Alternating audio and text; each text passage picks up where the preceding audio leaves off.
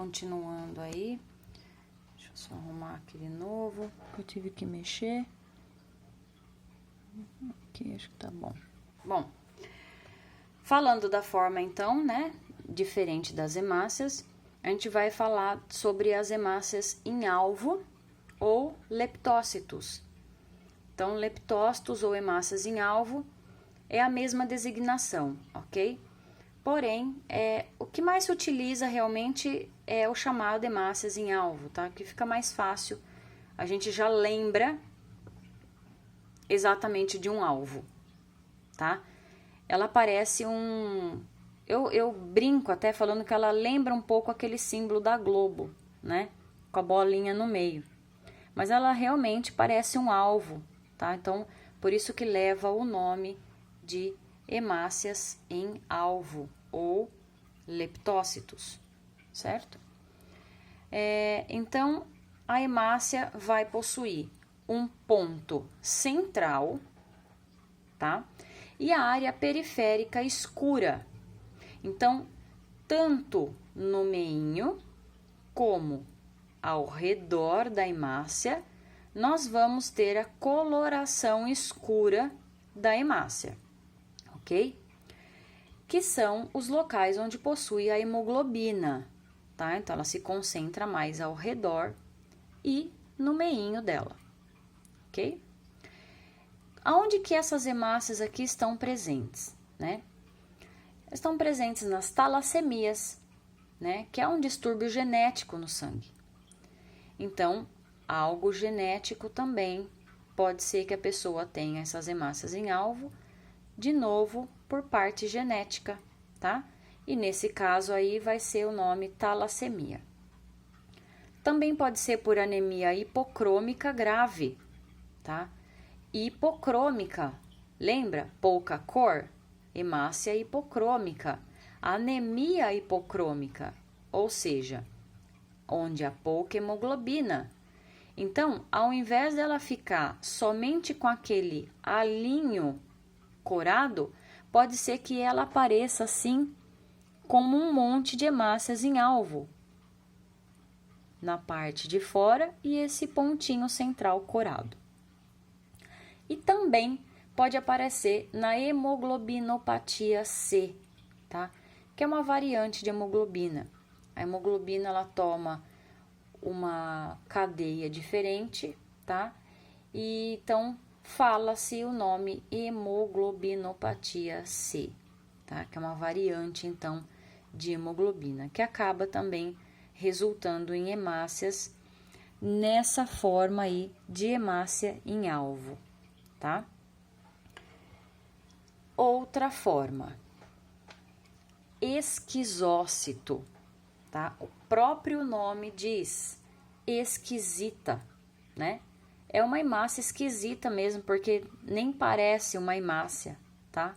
Ó, ela parece uns pedacinhos mesmo, ok? Ó, tá bom? Então, são fragmentos de eritrócitos, ou seja, são uns pedaços, né? Que indicam o que? A existência de hemólise, tá? O que acontece, então? A hemólise não é o rompimento da hemácia, não é? Então, se ela se rompe, o fragmento, né, da hemácia vai ficar visível no hemograma, tá? E vai ficar esses pedacinhos aqui de hemácia. Então, como a gente fala, não é uma hemácia íntegra, ela é um fragmento, né? São pedacinhos, então ela leva o nome de esquizócito, ok? Elas, então, vão aparecer em grande número, tá? Em síndromes de fragmentação dos eritrócitos, tá? Ou seja, quando elas fazem essa lise, tá? Quando elas se rompem, quando ela faz essa fragmentação. E tem pessoas que têm essa síndrome de fragmentação dos eritrócitos, tá? Então, ela acaba tendo bastante esquizócito no hemograma. Também existe quando a pessoa sofreu queimaduras extensas graves, tá? O organismo foi lesionado, né? Então, as hemácias acabam se rompendo de acordo com a área aí que foi atingida pela queimadura. e em menor número também na cirrose, tá? Acaba também tendo essa fragmentação. No alcoolismo, na insuficiência renal e em alguns outros casos, tá? Mas assim, vocês têm que lembrar que o esquizócito é resultado dessa fragmentação, dessa lise, né, das hemácias, dessa hemólise que ela sofreu. Então, ela se rompeu e acabou ficando esses pedacinhos da hemácia que acabam sendo vistos no microscópio, no hemograma, ok? Olhem aqui nessa foto, dá pra gente visualizar o quê? Ó, coisas que a gente já viu, tá? Então, a gente já tá vendo aqui os esquizócitos, tá? E estamos vendo também hemácias normais, ó, redondas com uma pequena claridade só no meinho, né? E também estamos vendo o quê? Hemácias macrocíticas. Olha aqui, macrocíticas. Tá vendo? A gente consegue ver todos os tipos, às vezes, juntos, num mesmo hemograma, tá?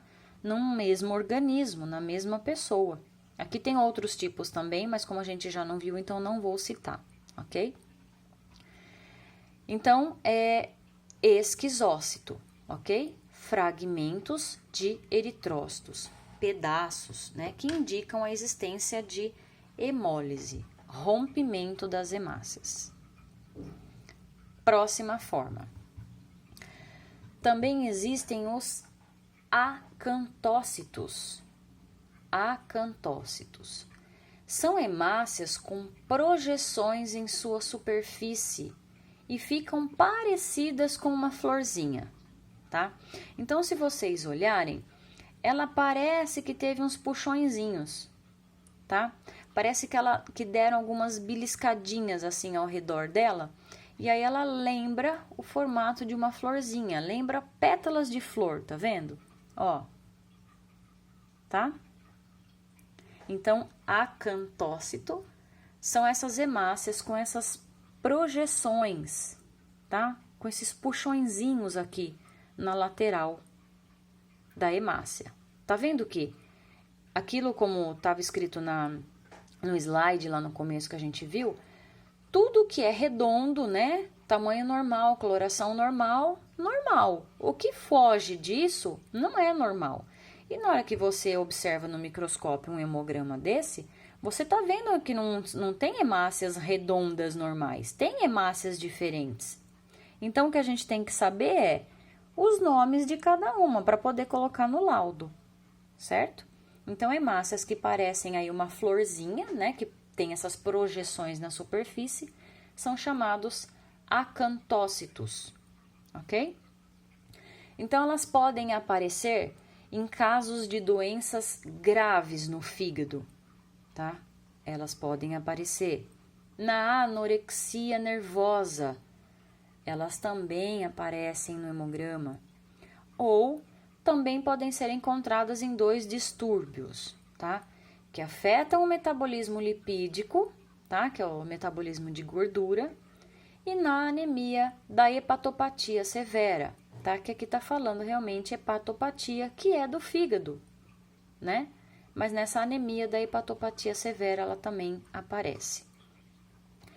Então, acantócito são hemácias com essas projeções na superfície e que elas ficam parecidas com uma flor, tá? Aparecem, então, em doenças graves do fígado, na anemia, na anorexia nervosa e também quando tem esse metabolismo lipídico aí afetado, tá? Daí esses distúrbios vão afetar o metabolismo lipídico, ok? E nessa anemia aí de hepatopatia severa, ok? Então, próxima forma, hemácias crenadas. Crenadas ou equinócitos. Hemácias crenadas ou equinócitos possui espículas em forma de tampinha de garrafa, tá? Diferente dos acantócitos que a gente viu, aqui ela lembra mais uma florzinha e ela tem menos projeções nesse ao redor da hemácia. Quando ela está crenada, ela tem muito mais desse desenho, tá vendo? Desse puxadinho aqui nas laterais aí da hemácia, tá?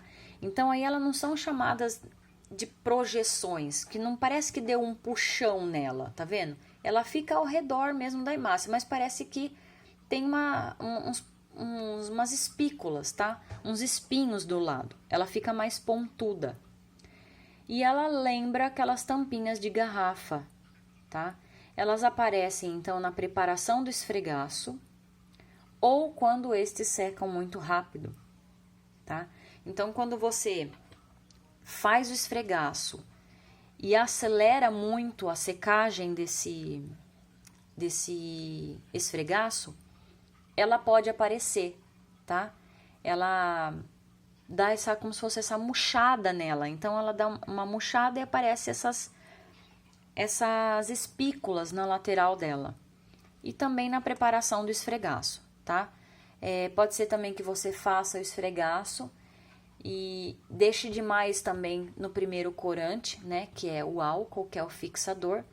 E aí ela acaba dando essa secada. Dá a impressão de que ela perdeu o líquido e deixou mesmo essas espículas aparentes, tá? Deu uma murchadinha, então, para ficar mais fácil, parece que ela murchou e aí acabou ficando com essas espículas todas ao redor da hemácia. Hemácia crenada ou equinócito. Mais comum a gente falar de hemácia crenada, tá? Marquem até mais esse nome, porque é mais fácil para vocês guardarem. Crenada, tá? Então, lembra essa tampinha de garrafa. Próxima. Aí nós temos a hemácia em lágrima ou dacriócito. Que são hemácias em lágrima? Vejam bem, parecem uma gotinha. Tá vendo? Ela tem um leve puxão aqui, ó. E o que faz ela fazer essa forma de gotinha, né? Tem pessoas que até falam que ela lembra muito o formato de uma coxinha, né? Com esse biquinho. Mas ela é fácil de visualizar e de marcar o nome. Hemácia em lágrima. Ela lembra uma gotinha, tá? É uma das mais fáceis para marcar. São eritrócitos em forma de gota ou lágrima, né? Gotinha. Uma gotinha. Mas é bem fácil para guardar.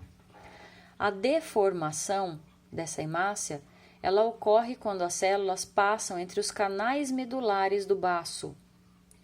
Então, quando ela passa por esse canal, ela sofre um estiramento além dos limites da elasticidade. Então, é como se ela passasse por um fio mais apertadinho e, por ela ser elástica, ela faz esse puxão, formando essa gotinha, tá? Essa forma de gotinha.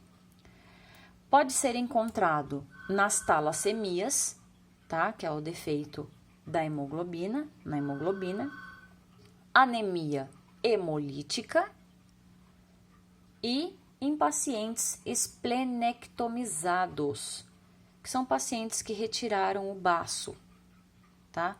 Então, nesses casos, pode ser que apareça, então, a hemácia em lágrima ou os dacriócitos, ok? Então, lembra que elas são fáceis de guardar, hemácias em lágrima, parece uma gotinha. Outra forma, estomatócito. São eritrócitos com uma fenda central semelhante a uma boca de peixe. Ó, lembra que o halo central da hemácia, ela é mais redondinho e só uma marcação mais clara, né? Isso aqui seria o normal, ó. bem pouquinho dessa claridade no meio da hemácia. Isso aqui é uma marcação muito forte, né? Ela não tá redondinha, parece que ela tá dobradinha. Fala-se até que ela lembra um pouco o formato de um comprimido, né? Com aquele cortezinho que o comprimido tem. Mas o fato dela parecer boca de peixe, que eles falam, né? Boca de peixe. Então, elas se chamam estamatócitos. Estamatócitos lembra, né? A boca de peixe.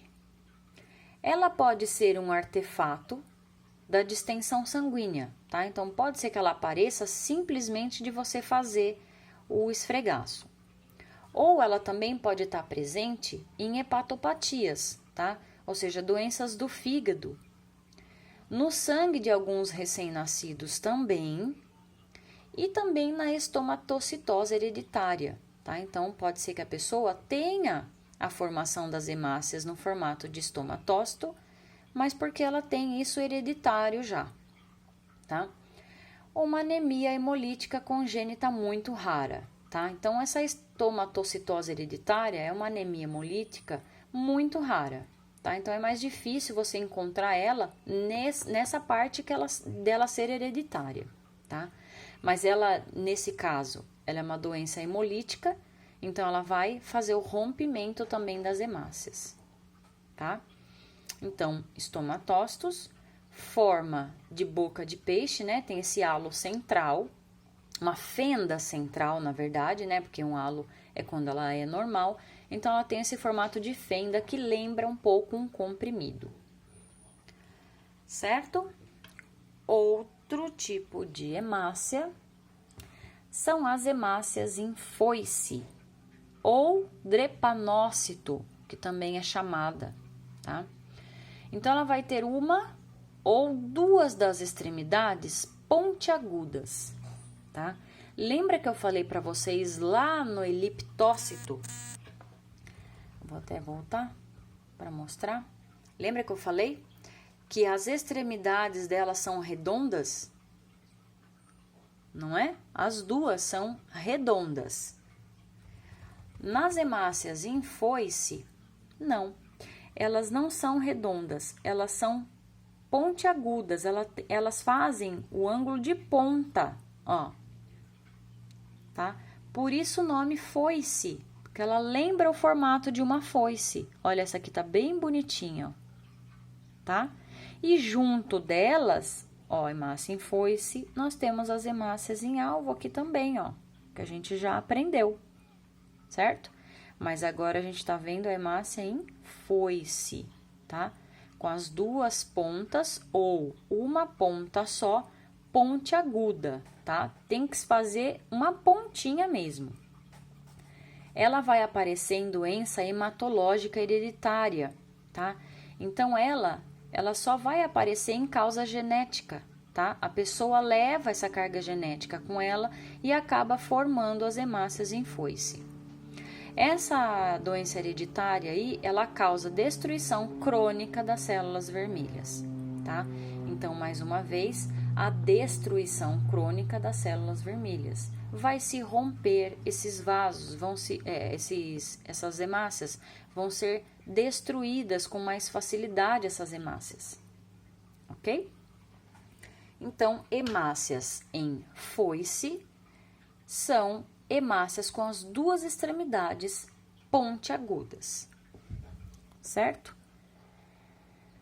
Sendo que ela tem essas formas, essa forma ruim, né, para ela andar dentro dos vasos, a gente vai ver só mais esse slide, porque daí a gente começa já outro assunto. Então, a hemácia normal, que a gente já viu, ela é redondinha, certo?